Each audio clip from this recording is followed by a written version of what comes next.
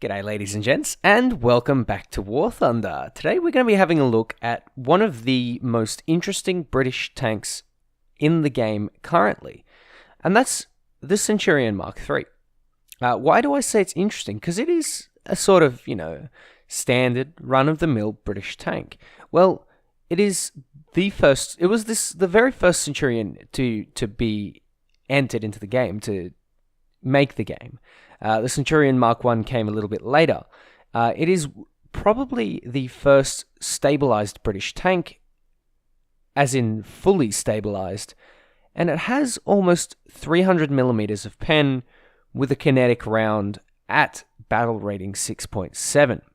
That rivals the APCR on the Super Pershing behind you, but it's actually good. It's not crap like the APCR. It's a fully stabilized tank. It has decent armor, and it is perhaps one of the biggest rivals to the King Tiger in the entire game. The Centurion is perhaps the Panther killer, except the Panther II, of course. And the Centurion Mark III was perhaps the very first British tank that I really enjoyed. I enjoyed the Cromwell. I enjoyed the Sherman II. I enjoyed a couple of other vehicles, the Comet to some extent. But the first one that I really, really liked was the Centurion. And it was the Mark III specifically.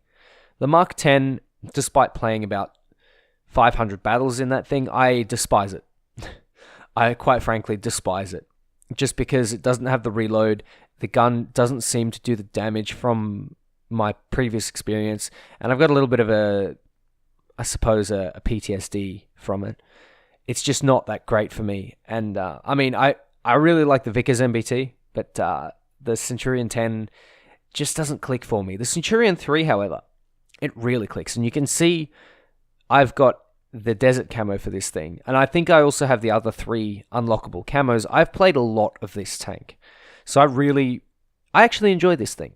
It was the first British tank that I managed to 2-to-1 KD in. The other ones were a bit of a struggle. And the way I play this tank is exactly the way you would play a King Tiger. You see, it's basically a King Tiger with slightly better mobility on medium terrain, an arguably better gun, and it's in the British tree. This is one of the things that I find interesting. It's a good British tank. Would you look at that? The 24 pounder, 20 pounder, never mind, is actually a decent gun. And whilst I really don't like it on the Carnarvon, I actually don't like the Carnarvon. I like the Centurion a lot better. It's a really decent gun, and you will see exactly what I mean in this battle. You see, what I've done is I've gone through the middle there, gone to capture B on the little section that's sort of hidden a little bit. And I'm looking for targets that are approaching A. I'm looking for targets that are on that ridge line up the top, because that tends to be a hot spot for enemies.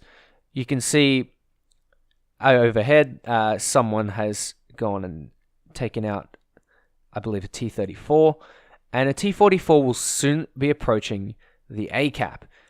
That's one thing that I need to get rid of pretty quickly. I do a crappy shot there. I bounce off the top of his turret. He goes for the shot, he lands short, and then I manage to get one that goes right underneath the gun.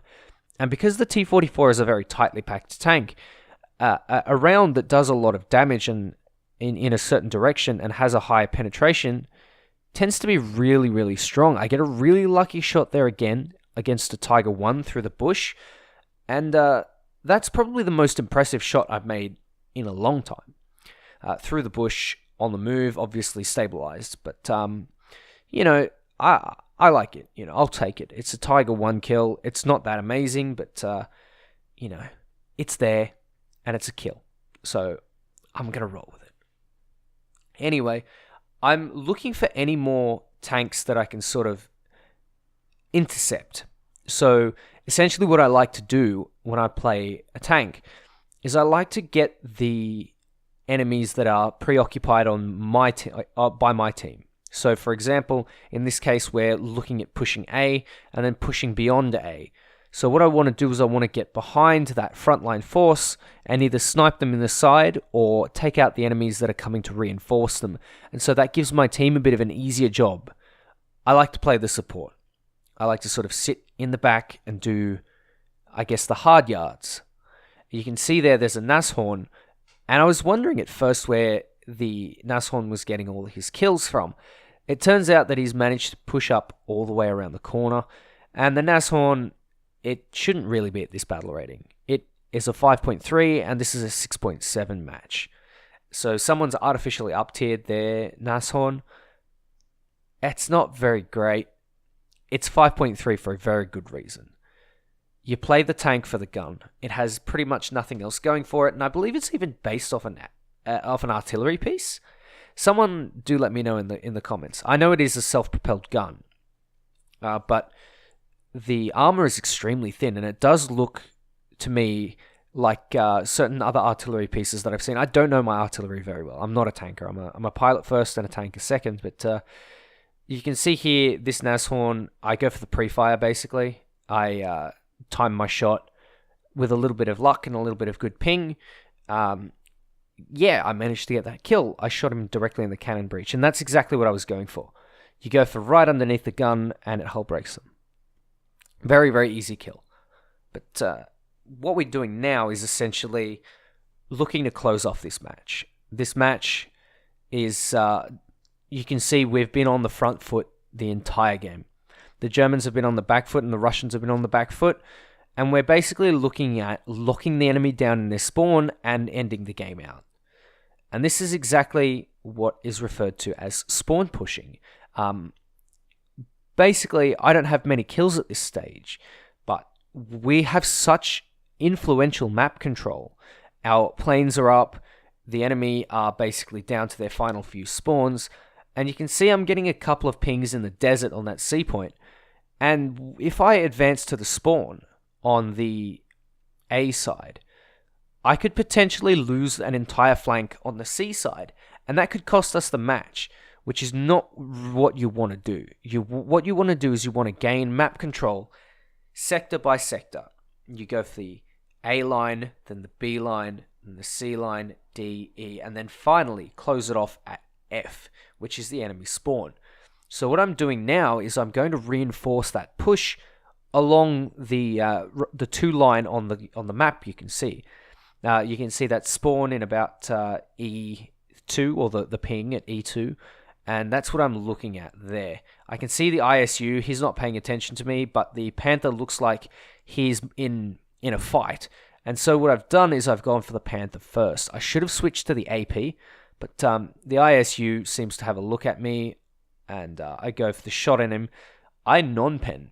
Yeah, I get really, really unlucky there. The shot goes overhead, and I have all the time in the world now. I've disabled the Panther, so he's not going to be much of a threat, and I can just take my time with this ISU. I don't have to really rush. I can sort of go wherever I want. Nice, easy, and finally, after several shots, managed to close that kill and secure it.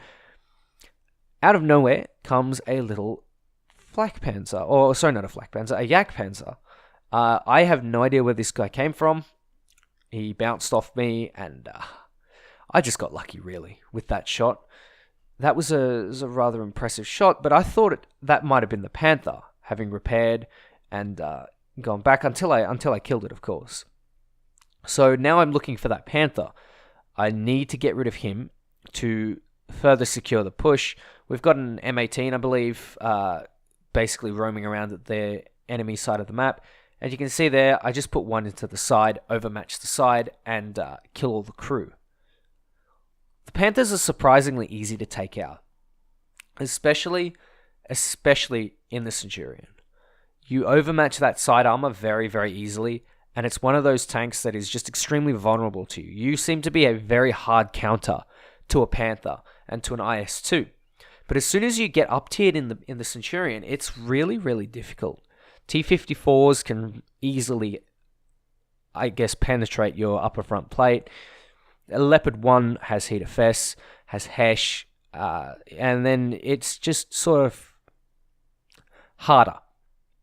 It's not unfair. You really club when you're in a down tier, but you really struggle when you're in an up tier. And that's why a lot of people don't really like the Centurion, because it's a highly dependent tank on the matchmaker. It's one of those things that, you can be made or broken by the matchmaker. So my advice when playing the Centurion Mark III is see if you can find the down tiers. If you're playing 6.3 and you're getting 5.3 a lot, maybe try 6.7, or, for example, if you're getting 5.7 and you're getting up-tiered, try 6.7. If you're getting 7.7 and you're getting down tiers, don't play 6.7. Maybe, and that's often how I find my matchmaking, or how I pick what vehicle I'm going to be playing that day.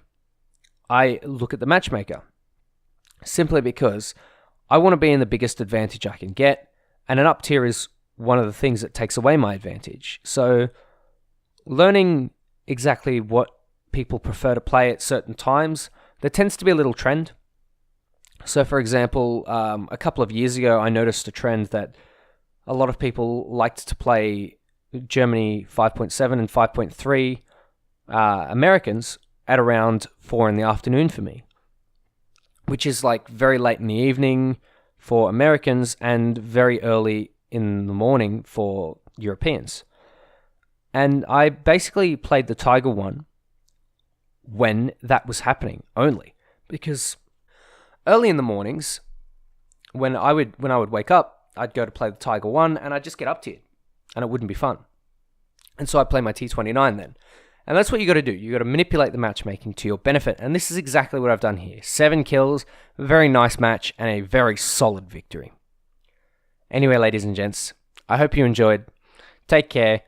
Britain is suffering, and I will catch you in the next one.